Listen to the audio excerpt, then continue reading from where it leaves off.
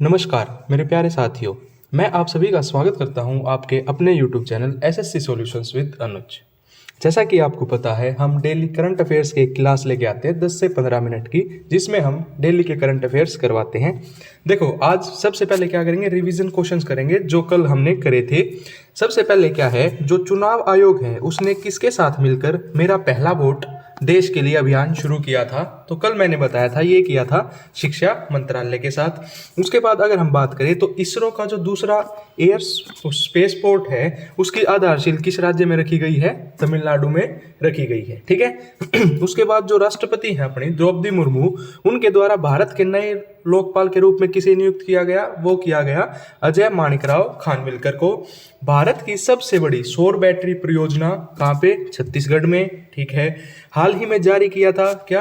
World peace index, वैश्विक बौद्धिक संपदा सूचकांक, उसमें भारत का कौन सा स्थान रहा है? 42। ठीक है।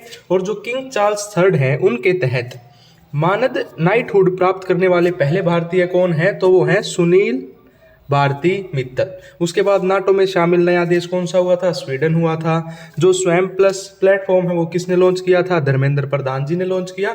और जो चंडीगढ़ के नए मेयर कौन बने हैं? वो बने हैं कुलदीप कुमार। कौन सी पार्टी से रिलेटेड हैं? आम आदमी पार्टी से। ठीक है। अब हम करते हैं 2 मार्च के कुछ इंपॉर्टेंट करंट अफेयर्स। देखो, सबसे पहला क्वेश्चन क्या है? FATF। पहली बात तो आपको FATF की फुल फॉर्म पता होनी चाहिए। क्या होती है? Financial action task force. इसने बोला है who has recently been declared the new chairman of FATF। जो FATF है उसका नया चेयरमैन कौन बना है? वो बना है मैक्सिको। ठीक है। कौन बना है? मैक्सिको। उसके बाद FATF के बारे में कुछ पढ़ लेते हैं। हाल ही में जो FATF है उसका अध्यक्ष अगले 2 सालों के लिए मैक्सिको को नियुक्त किया गया है। इंपॉर्टेंट है FATF। ठीक है। मैक्सिको की एलिसा डी एंडा मड्राजो को FATF की अध्यक्ष के रूप में नामित किया गया है। नाम भी याद रखना है। फाइनेंशियल एक्शन टास्क फोर्स एक अंतर सरकारी संगठन है। ठीक है। इसका गठन कब हुआ था? 1989 में हुआ था। कहाँ पे? पेरिस में आयोजित G7 शिखर सम्मेलन द्वारा किया गया था। भारत जो है वो जून 2010 में इसका सदस्य बना था। 2 चीजें याद रखनी है। इसका गठन कब हुआ? 1989 में हुआ था। भारत कब बना था? 2010 में। और अब 2 सालों के लिए अध्यक्ष कौन बना है? मैक्सिको बना है। ठीक है। उद्देश्य क्या होता है इसका? होता है कि जो आतंकी फंडिंग है उसको रोकना है। ठीक है। ये निगरानी रखता है आतंकी फंडिंग करने वाले देशों पे। ठीक है। उसके बाद अगर मैं बात करूं आपसे मैक्सिको की, तो मैक्सिको क्या है? एक महाद्वीप है, उत्तरी अमेरिका। ठीक है। राजधानी क्या है? मैक्सिको सिटी है। मुद्रा क्या है? मैक्सिकन पैसो है। और राष्ट्रपति कौन है? Manuel Lopez. ठीक है। कौन है? Manuel Lopez. उसके बाद अगला क्वेश्चन आता है, where has the Adani group launched South Asia's largest ammunition and missile complex. जो अडानी ग्रुप है उसने दक्षिण एशिया का सबसे बड़ा गोला बारूद मिसाइल कॉम्प्लेक्स कहाँ लॉन्च किया है? तो उसने लॉन्च किया है उत्तर प्रदेश में। कहाँ पे? उत्तर प्रदेश कानपुर। कहाँ पे किया है? उत्तर प्रदेश कानपुर में लॉन्च किया है। ठीक है। अब हम बात करें, अडानी ग्रुप ने उत्तर प्रदेश के कानपुर में गोला बारूद और मिसाइल कॉम्प्लेक्स का उद्घाटन किया है, जो दक्षिण एशिया में सबसे बड़ा डिफेंस मैन्युफैक्चरिंग कॉम्प्लेक्स है। अगर मैं बात करूं उत्तर प्रदेश की, तो सभी को पता होगा लखनऊ इसकी राजधानी है।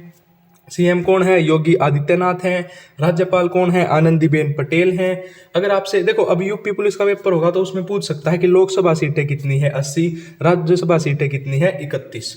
उसके बाद नेशनल पार्क याद रखना, दुधवा, पीलीभीत, अमनगढ़, रानीपुर और वाइल्ड लाइफ सेंचुरी। ठीक है। अगर मैं बात करूं उत्तर प्रदेश के करंट अफेयर्स की, तो देश का पहला AICT कहाँ पे है? लखनऊ में है। दुनिया का सबसे बड़ा मेडिटेशन सेंटर कहाँ पे है? वाराणसी में है। अयोध्या राम मंदिर कब बना था? 22 जनवरी को इसका उद्घाटन किया था। किसने किया था? नरेंद्र मोदी जी ने किया था। उसके बाद प्रधानमंत्री नरेंद्र मोदी ने संबल जिले में श्री कलिक धाम मंदिर का शिलान्यास किया। उसके बाद यूपी जो है वो सेमीकंडक्टर नीति लागू करने वाला चौथा राज्य बना। इंपॉर्टेंट है, याद रखना। ठीक है भाई। उसके बाद आता है अपना क्वेश्चन नंबर 3। हाल ही में BWF, देखो आपसे पूछ लेगा कि BWF कौन से खेल से संबंधित है, तो वो है बैडमिंटन वर्ल्ड चैंपियनशिप। ठीक है। इसने क्या बोला है कि हाल ही में BWF पैरा बैडमिंटन विश्व चैंपियनशिप 2024 का आयोजन कहाँ हुआ था? तो वो हुआ था थाईलैंड में। कहाँ पे हुआ था? थाईलैंड में। ठीक है भाई।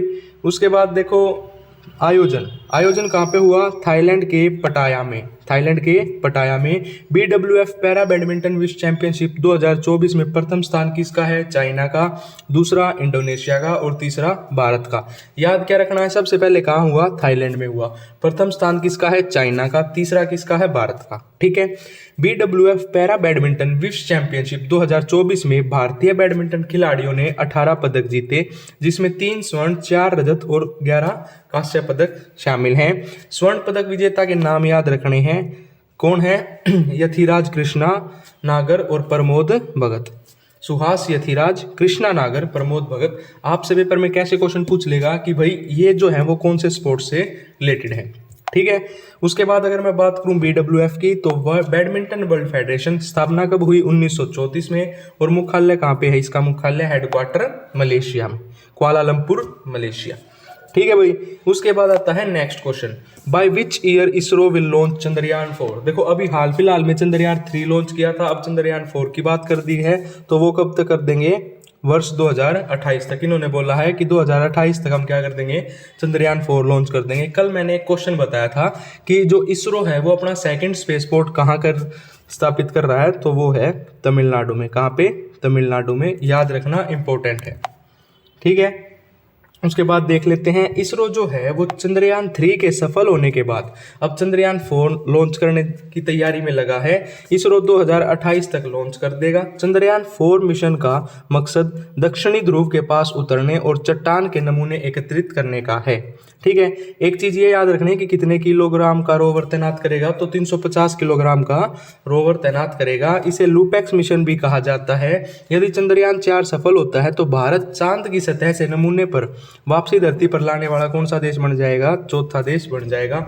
अगर मैं बात करूं इसरो की, तो इसरो की फुल फॉर्म क्या होती है? Indian space research organisation.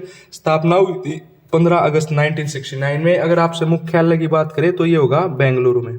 मुख्यालय कहाँ पे होगा? बेंगलुरु में। और चेयरमैन कौन है? एस सोमनाथ। ठीक है। उसके बाद आता है हमारा अगला क्वेश्चन, हाल ही में जारी जो तेंदुओं पर नई रिपोर्ट के अनुसार भारत में तेंदुओं की संख्या कितनी है? तो ये है 13,874। ठीक है। तेंदुओं की संख्या कितनी है? 13,874। देखो भारत में तेंदुओं की जनसंख्या का आकलन का 5वां चक्र आयोजित किया। कौन सा? 5वां। देश में तेंदुओं की सबसे बड़ी आबादी मध्य प्रदेश में है। अपने देश में मध्य प्रदेश में है 3907। ठीक है। भारत में तेंदुए 13,874 हैं। सबसे अधिक तेंदुओं की आबादी वाला टाइगर रिजर्व कौन सा है? नागार्जुन सागर डैम। ठीक है। उसके बाद है विश्व नागरिक सुरक्षा दिवस कब मनाया जाता है? वर्ल्ड सिविल डिफेंस डे 1 मार्च को मनाया जाता है। World civil defence day. नागरिक सुरक्षा और आपातकालीन तैयारियों के महत्व के बारे में जागरूकता बढ़ाने के लिए इसे दुनिया भर में मनाया जाता है। 1990 में जो अंतर्राष्ट्रीय नागरिक सुरक्षा संगठन है उसने 1 मार्च को ये शुरू किया था। उसके बाद अपना अगला क्वेश्चन आता है कि हाल ही में दुनिया में सबसे कम प्रजनन दर कहाँ दर्ज की गई है? Where has the lowest fertility rate in the women in the world been recorded recently. तो ये कहाँ की गई है?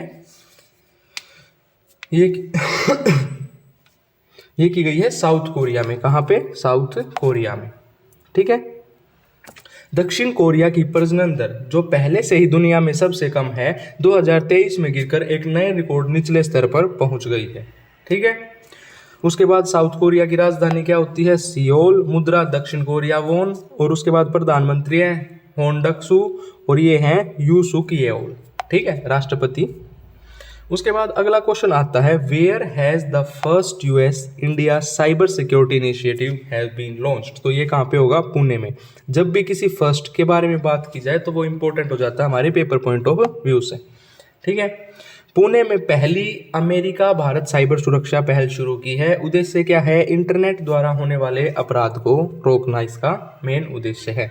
अब बात करें आरबीआई की, तो आरबीआई द्वारा वर्षीय वित्तीय साक्षरता सप्ताह का आयोजन कब से कब किया जा रहा है? तो ये किया जा रहा है 26 फरवरी से 1 मार्च तक। ठीक है। अगर मैं आरबीआई की बात करूं तो 1 अप्रैल 1935 में इसका वो हुआ था। हेडक्वार्टर है मुंबई में। कहाँ पे है? मुंबई में। और अब कौन है? शशिकांत दास। ठीक है। इस वर्ष की थीम है एक सही शुरुआत करें, वित्तीय रूप में स्मार्ट बने। ठीक है। वर्तमान ये कौन है आरबीआई के गवर्नर? मैंने बताया है शशिकांत दास जी। उसके बाद आज का हमारा आखिरी क्वेश्चन है हाल ही में अटुक्कल पोंगल फेस्टिवल। अटुक्कल पोंगल फेस्टिवल कहाँ मनाया जाता है? तो ये मनाया जाता है केरला में। कहाँ पे? अटुक्कल पोंगल केरला। अगर खाली पोंगल पूछा जाता तो तमिलनाडु।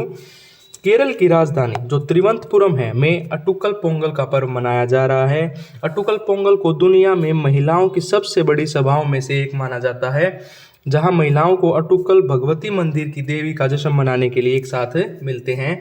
यह मंदिर देव भगवती को समर्पित है, ये आपने ध्यान रखना है, इंपॉर्टेंट है। अब कुछ स्ट्रेटेजी के क्वेश्चंस पढ़ लेते हैं। देखो सबसे पहले क्या है, भारत में संविधान, भारत के संविधान में भारत को किस रूप में वर्णित किया गया है? तो राज्यों का संघ। ठीक है। उसके बाद है राष्ट्रपति अपना त्याग पत्र किसे प्रस्तुत करता है? तो वो करता है उपराष्ट्रपति को। जो संघ लोक सेवा आयोग के सदस्यों की नियुक्ति किसके द्वारा की जाती है? राष्ट्रपति के द्वारा की जाती है। भारत के जो अटॉर्नी जनरल हैं उनकी नियुक्ति कौन करता है? भारत का राष्ट्रपति करता है। भारत में सर्वाधिक वैश्विकाधिकार मतलब जो यूनिवर्स एडल्ट फ्रेंचाइज है वो भारत के संविधान द्वारा प्राप्त की गई है। ठीक है। जब संविधान के अतिक्रमण के लिए राष्ट्रपति पर महाअभियोग चलाया जाता है, मतलब जो इम्पीचमेंट प्रोसेस होता है हो, तब आरोप किसके द्वारा लगाया जाएगा? संसद की किसी भी सदन द्वारा, चाहे वो लोकसभा हो चाहे वो राज्यसभा हो। ठीक है। उसके बाद है भारतीय संविधान के अनुसार कौन युद्ध की घोषणा करने अथवा शांति की स्थापना करने के लिए वैधानिक रूप से सक्षम है? तो वो भी कौन है? राष्ट्रपति है, प्रेसिडेंट। ठीक है। अगर आपको ये वीडियो अच्छी लगी हो तो वीडियो को लाइक करें, चैनल को सब्सक्राइब करें। धन्यवाद।